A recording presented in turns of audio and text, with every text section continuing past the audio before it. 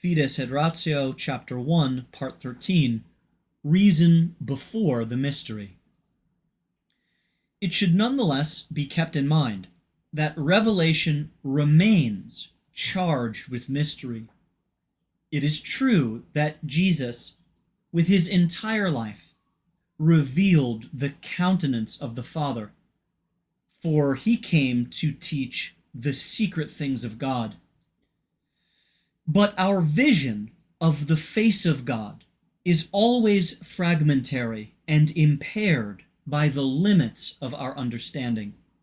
Faith alone makes it possible to penetrate the mystery in a way that allows us to understand it coherently.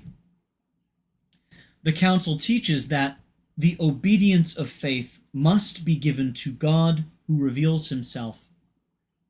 This brief but dense statement points to a fundamental truth of Christianity.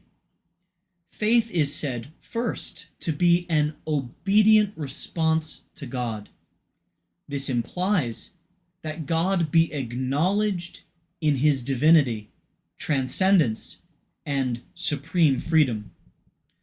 By the authority of his absolute transcendence, God, who makes himself known, is also the source of the credibility of what he reveals. By faith, men and women give their assent to this divine testimony.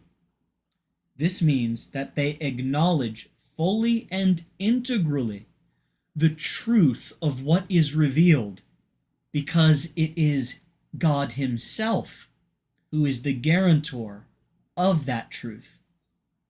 They can make no claim upon this truth, which comes to them as gift and which, set within the context of interpersonal communication, urges reason to be open to it and to embrace its profound meaning.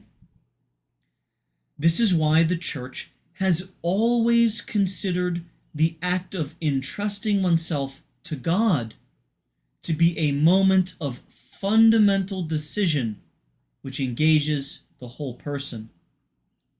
In that act, the intellect and the will display their spiritual nature, enabling the subject to act in a way which realizes personal freedom to the full.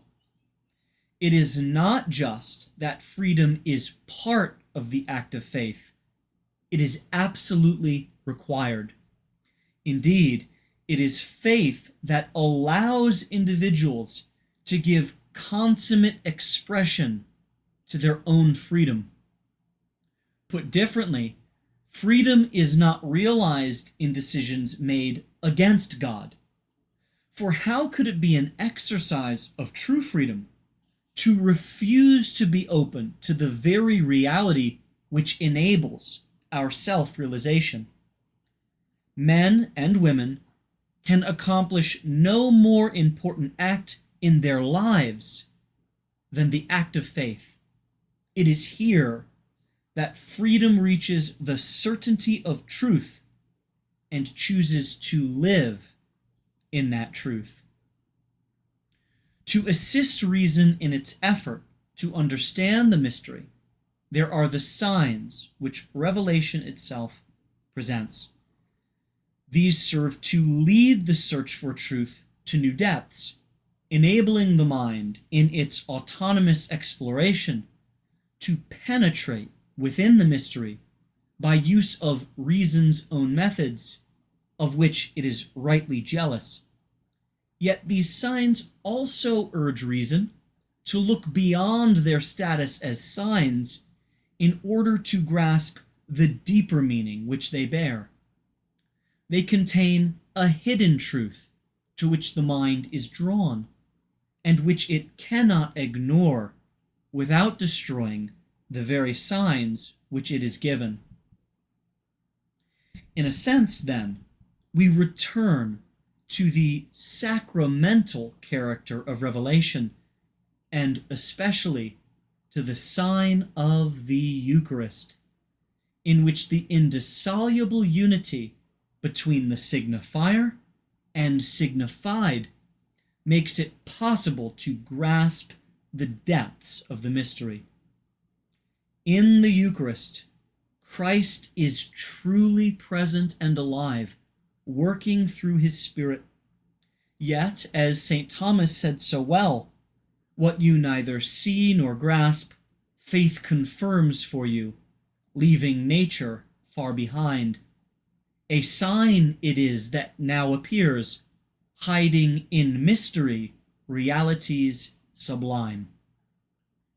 He is echoed by the philosopher Pascal, quote, just as Jesus Christ went unrecognized among men, so does his truth appear without external difference among common modes of thought.